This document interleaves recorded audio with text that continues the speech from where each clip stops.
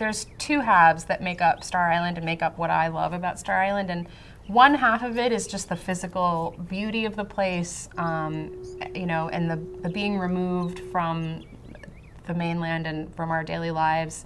And then the other half is the conference itself, and it's just such a wonderful community that springs up, and there's so many fun things to do that you can try out something that you've never tried before. You know, try to make some origami, or soapstone carving, or whatever it is. It's almost like camp for all ages instead of just for kids. Like, I never got to go to camp as a kid, so it's like, so I think of it as like I'm going to camp, and I have like my camp friends who I look forward to seeing all year, and I might only see them that week out of the year, but those relationships are still really strong, even though I only see a lot of them once a year.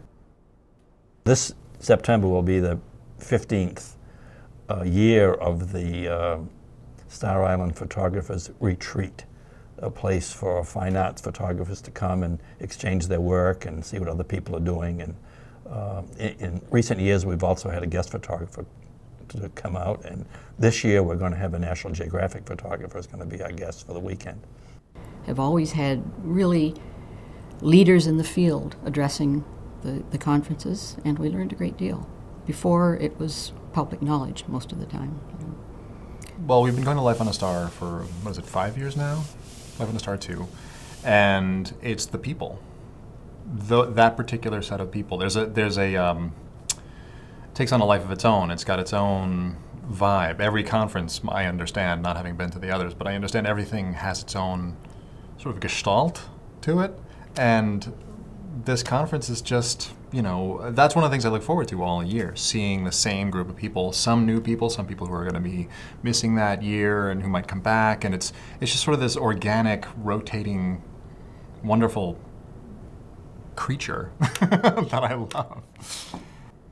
The place has always been a family place for me, and so, as I say, I was out there with my grandparents and my parents, and then out there with my parents and my children as a young family, going to All-Star 1 and All-Star 2, and then on to Lois 1 and Lois 2. So we had quite a breadth of experience. We started with the laity for a couple of years, and then we started going to the family conference, the UCC ones, and we haven't missed it since 1985.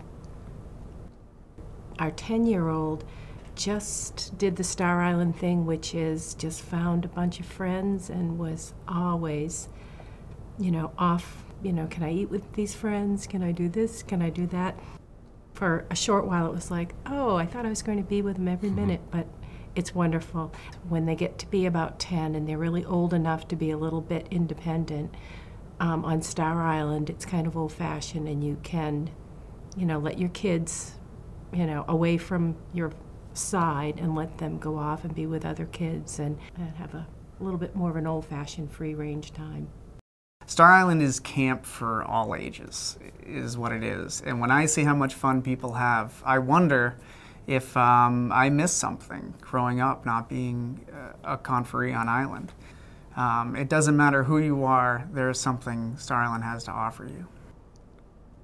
There's always something going on that you can participate in, but there's no expectation that you're going to go to everything. And so if you want to spend an entire day just sitting on the porch or just hanging out in your room, even hiding from the rest of the people, some of us who are introverts sometimes need to do that, that's totally fine. It's indescribable. You'll have to come once, feel it out, see how you like it. But I sort of want to be whispering, well, you're gonna like it. So just come, try it. You don't have to come back, but you will. You will. You're gonna love it. You'll come back. You'll get hooked, and you'll want to be there every year.